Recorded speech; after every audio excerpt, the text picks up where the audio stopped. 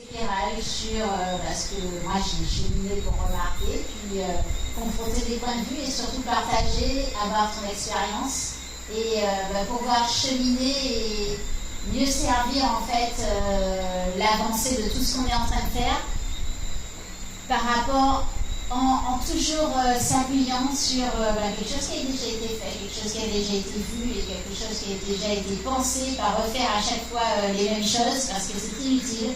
Il faut vraiment s'appuyer sur ce qui a été fait et aller à chaque fois un peu plus loin, un peu plus loin, un peu plus loin, en tenant compte des grands enjeux, ces grands enjeux que tu avais déjà compris à cette époque-là, et d'une manière assez claire, quoi. Et je me souviendrai toujours aussi, quand tu as créé SLS, celui-là des Salines, avec l'entité naturelle juridique, qui est un combat énorme de dire, en fait, c'est pas juste on prend 5% de la nature et qu'on la protège. En fait, il faut vraiment protéger toute la nature si on veut que le vivant continue à exister. Et donc nous, on est quand même intégralement, on fait partie intégrante du vivant, on est quand même dans la 6e extinction de masse actuellement. On a des enjeux immenses devant nous.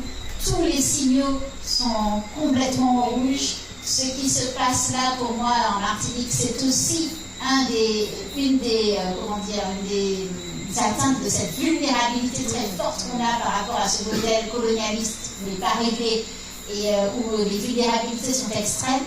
Et bien, tout ce qui est attrait notamment au changement climatique et aux difficultés des récoltes, aux difficultés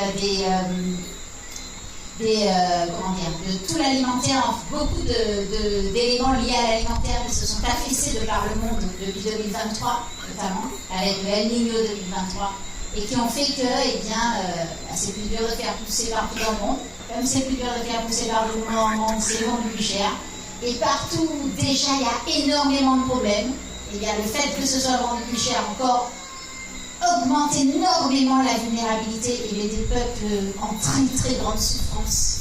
Et on arrive à ce point de très très grande souffrance, de vulnérabilité telle que les gens sont vraiment à nouveau dans la rue et vraiment avec colère et avec intensité, je dirais. Et merci, comme tu l'as dit, de porter tout ça et de permettre aux personnes d'exprimer ça, parce que c'est difficile de vivre en étant très vulnérable parce que tout simplement il faut arriver à manger, à boire et à donner à manger à ses enfants, etc. Et c'est vraiment dur.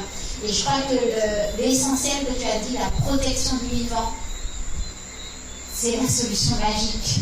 Elle est apportée, elle est en nous, il faut qu'on la retrouve, il faut qu'on se relie à elle.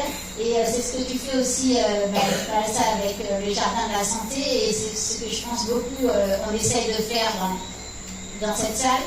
Et il faut qu'on se relie encore plus pour emmener cette passion du vivant, comme tu dis, à tout le monde.